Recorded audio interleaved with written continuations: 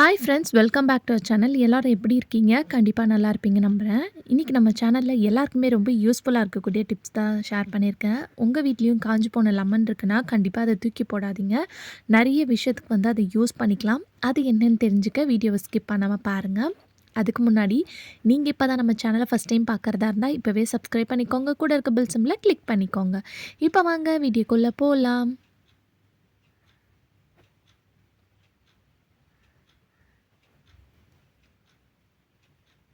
First இப்போ என்னென்னு பார்க்கலாம்.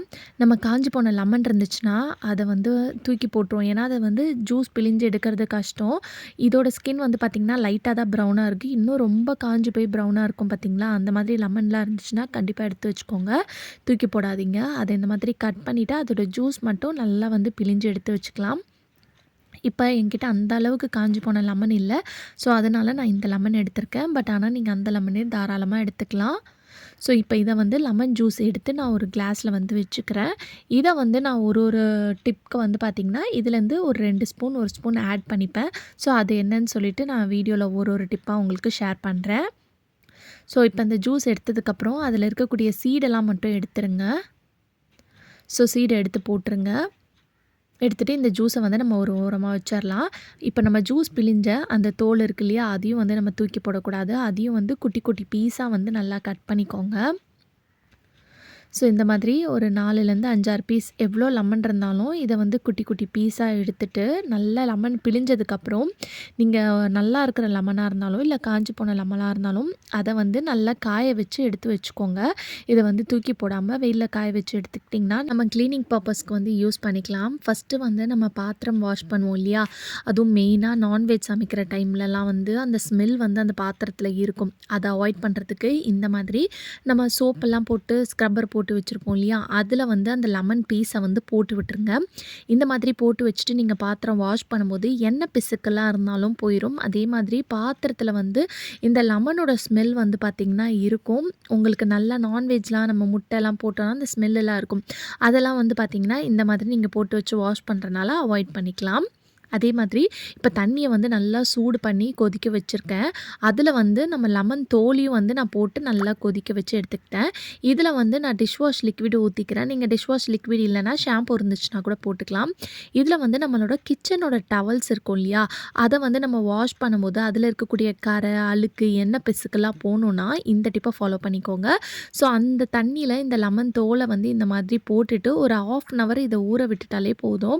நீங்கள் வாஷ் பண்ணி எடுக்கும்போது அந்த கிச்சன் டவலில் இருக்கக்கூடிய எண்ணெய் பிசுக்கு ஸ்மெல் எல்லாமே போயிடும். இந்த தண்ணியிலே வந்து பாருங்கள் எந்த அளவுக்கு அழுக்கு கலெக்ட் ஆகிருக்குன்னு சொல்லிட்டு. ஸோ அதுக்கப்புறம் நீங்கள் வாஷ் பண்ணி ட்ரை பண்ணி யூஸ் பண்ணும்போது ரொம்பவே ஃப்ரெஷ்ஷாக இருக்கும். ட்ரை பண்ணி பாருங்கள். அடுத்த டிப்க்கு ஒரு பவுலில் கொஞ்சமாக வந்து பேக்கிங் சோடா எடுத்துருக்கேன். இது கூடயே வந்து 1 ஸ்பூன் அளவுக்கு லெமன் ஜூஸ் நம்ம ஃபஸ்ட்டு பிழிஞ்சு வச்சுருந்தோம் இல்லையா, அதை வந்து நான் சேர்த்துக்கிறேன். அப்புறம் டிஷ் வாஷ் லிக்விட் வந்து சேர்த்துக்கிறேன். நீங்கள் டிஷ் வாஷ் லிக்விடுக்கு பதிலாக ஷாம்பு இருந்துச்சுன்னா கூட நீங்கள் சேர்த்துக்கலாம். கிளினிக் ப்ளஸ் ஷாம்பு சேர்த்துக்கோங்க. இப்போ இது எல்லாத்தையும் நல்லா மிக்ஸ் பண்ணிவிட்டு நம்ம வீட்டில் இருக்கக்கூடிய கேஸ் ஸ்டவ்வில் வந்து ரொம்ப எண்ணெய் பிசுக்கு அழுக்காக இருக்கும் இல்லையா, அதை க்ளீன் பண்ணுறதுக்கு நீங்கள் இதை யூஸ் பண்ணிக்கலாம். மெயினாக வந்து நம்ம ஃபிஷ் எல்லாம் ஃப்ரை பண்ணோன்னா அந்த கேஸ் ஸ்டவ் ஃபுல்லாக ரொம்ப எண்ணெய் பிசுக்காக இருக்கும். அந்த டைமில் இந்த டிப்பை வந்து நீங்கள் ட்ரை பண்ணுங்கள். ஸோ நம்ம ரெடி பண்ணி வச்சுருக்க அந்த சொல்யூஷனை இந்த மாதிரி ஒரு கோட்டிங் மாதிரி அப்ளை பண்ணிவிட்டு ஒரு 5 மினிட்ஸ் மட்டும் அப்படியே விட்டுருங்க. அதுக்கப்புறம் நீங்கள் ஒரு ட்ரையான கிளாத்தை வச்சு நீங்கள் துடைச்சாலே போதும். அழகாக உங்களுக்கு எல்லா எண்ணெய் பிசுக்கும் ரிமூவ் ஆயிரும். அதே சமயத்தில் நல்ல ஒரு ஸ்மெல்லாக இருக்கும். ஏன்னா இதில் நம்ம லெமன் ஜூஸ் சேர்த்துருக்கனால நல்லா உங்களுக்கு ஒரு க்ளீனாக ஷைனிங்காக இருக்கும். அது மட்டும் இல்லாமல் நம்ம நான்வெஜ்ஜு ஃபிஷ் எல்லாம் வறுத்தோன்னா நம்மளுக்கு வந்து அந்த ஸ்மெல் இருந்துகிட்டு இருக்கும். அந்த ஸ்மெல்லையும் வந்து பார்த்திங்கன்னா இது ரிமூவ் பண்ணி கொடுத்துரும். அதே மாதிரி நம்ம இதில் லெமன் சேர்த்துருக்கோம், பேக்கிங் சோடா சேர்த்துருக்கோம். இந்த ஸ்மெல்லுக்கு வந்து நைட் டைமில் வந்து தேவையில்லாத பூச்சி பல்லிலாம் வந்து பார்த்திங்கன்னா கேஸ் ஸ்டவ்வில் அங்கேயும் இங்கேயும் ஓடும் இல்லையா, அதையும் வந்து பார்த்திங்கன்னா நீங்கள் அவாய்ட் பண்ணிக்கலாம். ட்ரை பண்ணி பாருங்கள். அடுத்த டிப் என்னென்னு பார்க்கலாம். நம்ம தக்காளி நிறைய வாங்கி ஸ்டோர் பண்ணி வைக்கும்போது இந்த டிப்பை வந்து ஃபாலோ பண்ணிக்கோங்க. ரொம்ப நாள் வரைக்கும் நீங்கள் ஃப்ரெஷ்ஷாக வச்சு ஸ்டோர் பண்ணிக்கலாம். ஸோ தக்காளி வாங்கிட்டு வந்த உடனே எப்போவுமே வந்து ஒரு அகலமான பாத்திரம் எடுத்துக்கோங்க. இப்போ இந்த தட்டில் வந்து நம்ம தக்காளியோட மேலே இந்த காம்பு போர்ஷன் இருக்கு இல்லையா, இந்த இடத்துல வந்து தேங்காய் எண்ணெயை வந்து அப்ளை பண்ணி விட்டுக்கணும். ஸோ லைட்டாக தேங்காய் எண்ணெயை இந்த மாதிரி ஒவ்வொரு தக்காளியும் அப்ளை பண்ணி விட்டுக்கோங்க. அப்ளை பண்ணிவிட்டு இந்த மாதிரி வீடியோவில் காட்டுற மாதிரி கீழே பார்த்த மாதிரி கவுத்து வைங்க. ஸோ தனித்தனியா ஒவ்வொரு தக்காளியும் வந்து நீங்க வைக்கணும். நீங்க ஃபஸ்ட்டு பழமா இருக்கிற தக்காளிலாம் நம்ம யூஸ் பண்ணிருவோம் இல்லையா? காயா இருக்கிற தக்காளிலாம் அதுக்கப்புறம் போக போக தான் யூஸ் பண்ணுவோம். ஸோ அந்த மாதிரி நீங்க அரேஞ்ச் பண்ணி வைக்கும்போதே அந்த பேஸ்கெட்ல இல்ல பிளேட்லயா இருந்தாலும், இந்த மாதிரி காயா இருக்கக்கூடிய பழத்த வந்து கீழேயும், மேல வந்து பழமா இருக்கக்கூடிய பழத்தையும் வந்து நீங்க வைக்கலாம். ஸோ இந்த மாதிரி வச்சு நீங்க வெளியவும் வச்சு யூஸ் பண்ணிக்கலாம். இல்ல ஃப்ரிட்ஜ்ல கூட நீங்க வச்சு யூஸ் பண்ணிக்கலாம். இந்த மாதிரி பண்ணும்போது ரொம்ப நாள் வரைக்கும் ஃப்ரெஷ்ஷா இருக்கும். ட்ரை பண்ணி பாருங்க. அடுத்த டிப்புக்கும் நான் ஒரு பவுல்ல வந்து கொஞ்சமா பேக்கிங் சோடா எடுத்திருக்கேன். இப்போ இது கூட வந்து கோல்கேட் பேஸ்ட் மட்டும் நான் சேர்த்துக்கிறேன். நம்ம லாஸ்ட் டிப்பில் வந்து கோல்கேட் பேஸ்ட்டு சேர்க்கல. இதில் வந்து கொஞ்சமாக வந்து கோல்கேட் பேஸ்ட் சேர்த்துக்கிறேன். இதுலேயும் வந்து கொஞ்சமாக லெமன் ஜூஸ் வந்து சேர்த்துக்கிறேன். நம்ம காஞ்சி போன அந்த லெமன் இருக்கு இல்லையா, அதை வந்து நீங்கள் லெமன் ஜூஸ் எடுத்துகிட்டு ஒரு பாட்டிலில் ஊற்றி இந்த மாதிரி தண்ணி ஊற்றி கூட நீங்கள் ஃப்ரிட்ஜில் ஸ்டோர் பண்ணி வச்சுட்டு நீங்கள் எப்போல்லாம் வந்து க்ளீனிங் பர்பஸ் பண்ணுறீங்களோ அந்த டைமில் மட்டும் இதுலேருந்து ஒரு 2-3 ஸ்பூன் லெமன் ஜூஸை எடுத்து நீங்கள் சேர்த்து க்ளீன் பண்ணுறதுக்கு யூஸ் பண்ணிக்கலாம்.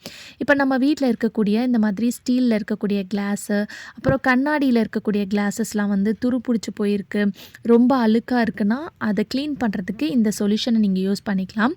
ஃபஸ்ட்டு கண்ணாடியில் இருக்கக்கூடிய கிளாஸ் வந்து நம்ம ரொம்ப நாள் யூஸ் பண்ணாமல் வச்சிட்டோன்னா ரொம்ப அதோட கலர் இந்த மாதிரி ட்ரை ஆகி அழுக்கான மாதிரி இருக்கும்.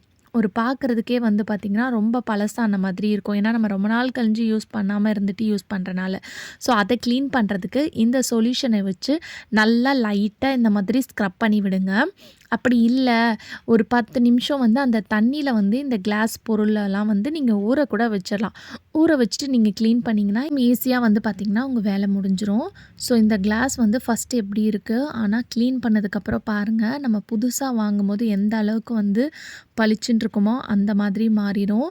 ஸோ கண்ணாடியில் இருக்கக்கூடிய எந்த பொருளாக இருந்தாலும் உங்கள் வீட்டில் இருக்கக்கூடிய பொருள்லாம் நீங்கள் க்ளீன் பண்ணும்போது இந்த சொல்யூஷனை வந்து ரெடி பண்ணி பாருங்கள்.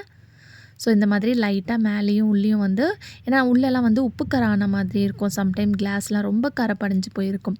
அந்த டைமில் இந்த மாதிரி கொஞ்சமாக தண்ணி ஊற்றிட்டு கூட நீங்கள் ஊற வச்சிடலாம். ஸோ இப்போ நான் இதை உங்களுக்கு வாஷ் பண்ணிவிட்டு காட்டும்போது உங்களுக்கே வந்து பார்த்திங்கன்னா நல்ல டிஃப்ரென்ஸ் தெரியும். ஸோ இப்போ பாருங்கள் எந்த அளவுக்கு புதுசு மாதிரி மாறிடுச்சுன்னு. ஸோ ஃபஸ்ட்டு எப்படி இருந்தது இந்த கிளாஸு, இப்போ பாருங்கள் எந்த அளவுக்கு அழகாக புதுசாக இருக்குதுன்னு சொல்லிட்டு. ஏன்னான்னு தூக்கி போடக்கூடிய அந்த லெமன் இருந்தால் போதும், உங்கள் க்ளீனிங் வேலையை வந்து பார்த்திங்கன்னா ஈஸியாக வந்து முடிச்சிடலாம். அடுத்ததாக வந்து இந்த ஸ்டீல் கிளாஸ் வந்து பாருங்கள் ரொம்ப துரு பிடிச்சி போய் ரொம்ப பழசாக இருக்குது. இதை வந்து நான் ஸ்க்ரப் பண்ணுறதுக்கு வந்து ஸ்டீல் ஸ்க்ரப்பர் வந்து எடுத்திருக்கேன். ஸோ தேய்க்கும் போதே உங்களுக்கு நல்ல ஒரு டிஃப்ரென்ஸ் கிடைக்கும். ஸோ நீங்கள் மந்த்லி 15 டேஸ் ஒன்ஸ்லாம் ஏதாவது ஃபங்க்ஷன் வருது, ஃபெஸ்டிவல் வருது, நம்ம பாத்திரம்லாம் க்ளீன் பண்ணுவோம் இல்லையா, அந்த டைமில் இந்த சொல்யூஷன் நீங்கள் ரெடி பண்ணிட்டீங்கன்னா உங்கள் வேலையை வந்து ஈஸியாக வந்து நீங்கள் முடிச்சிடலாம்.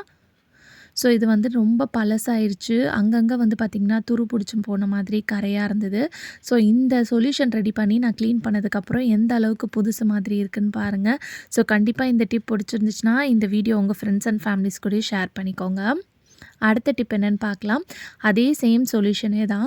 நம்ம வீட்டில் இருக்கக்கூடிய பாத்திரம் கழுவக்கூடிய பேஸ்கெட் வச்சுருப்போம் இல்லையா, இந்த மாதிரி பாத்திரம்லாம் வைக்கிறதுக்கு, அந்த பேஸ்கெட்டை வாஷ் பண்ணுறதுக்கும் நான் இதே சொல்யூஷன் தான் எடுத்திருக்கேன். நீங்கள் ஸ்டீலில் வாங்குறத விட இந்த மாதிரி பிளாஸ்டிக் பேஸ்கெட் வந்து வாங்கிட்டிங்கன்னா உங்களுக்கு ரொம்ப ஹெல்ப்ஃபுல்லாக இருக்கும்.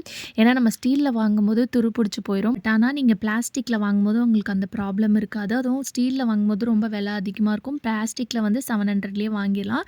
திருப்பி வந்து நீங்கள் வேணான்னா இதை தூக்கி போட்டு புதுசு கூட நீங்கள் பேஸ்கெட்டில் எவ்வளோ உப்பு கரையாக அழுக்காக இருந்தது. பட் ஆனால் இந்த சொல்யூஷன் வச்சு க்ளீன் பண்ணும்போது நீங்கள் ஈஸியாக க்ளீன் பண்ணிடலாம். நல்லா பளிச்சுன்னு புதுசு மாதிரி மாறிடும். கண்டிப்பாக ட்ரை பண்ணி பாருங்கள். ஓகே ஃப்ரெண்ட்ஸ், இன்றைக்கி வீடியோவில் நான் ஷேர் பண்ணி இந்த டிப் கண்டிப்பாக உங்களுக்கு யூஸ்ஃபுல்லாக இருக்கும். அப்படி யூஸ்ஃபுல்லாக இருந்துச்சுன்னா மறக்காம நம்ம சேனலை லைக் பண்ணுங்கள், ஷேர் பண்ணுங்கள், கமெண்ட் பண்ணுங்கள், சப்ஸ்கிரைப் பண்ணிக்கோங்க. தேங்க்யூ ஃபார் வாட்சிங்.